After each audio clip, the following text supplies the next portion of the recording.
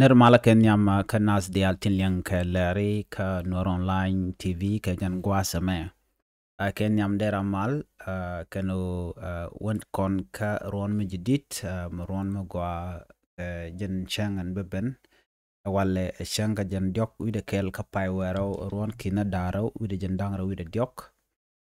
irun baba gala changa kel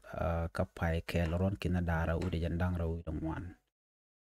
en lera balinga jan gwase me ba leren chalat re wich kajupa kasa Sudan enu yaden medi laslet re wich kajupa ka kwiru riet karun ka man bala de yo karun wang ka war shi Angelina tayna diogano shwara dwal ende jadane chine laslet wo bika wich bika na gang telmo do dien millet kana la dien wo bika wich gang jen me jakke desh medi ta lonko bate wichar ka jan gwase me charaj ma chajala no jiwoja ka shedwal ko shike de chikan nen chajala slet re wich ka juba ka chajala slet ka peng mdida long chajala di nono ler do diena banling ka jen Christmas te kontine ka wonas ka ron majidit re wich ka Nigeria shana se shop ka kor udi jan bangwanir badak shakanak ka Nigeria ka wich mishwali Plateau shaka mak ta lok ke nei te teka mech la de ni chala do nas chop ka kudaro shiga liu rewe ka Nigeria ka shikan ladan wo shika mal shikan lat ka keje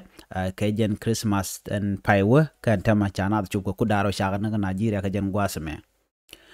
banarway ling ba ka kwi Congo DRC Congo kwingwene me shalat ka DRC ka kwi kwaren chala do jen jejek ko chakani tin kuna la vote ka tin koina ka chaka kwal nasin kon tin chupas chala de nono chala enwo cheteka nas tun wante chamu ka bore long ko shikan manana shalat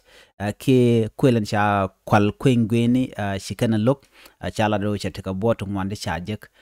ka ne to chala de no katin tama gaka ka kwiko cha kwingwene chaje yarke chaje kwal ajela dani yelinga jen gwaseme mi jiram jidit ke jen channel ma gore jen biten wax nas kokien biata kamal bye bye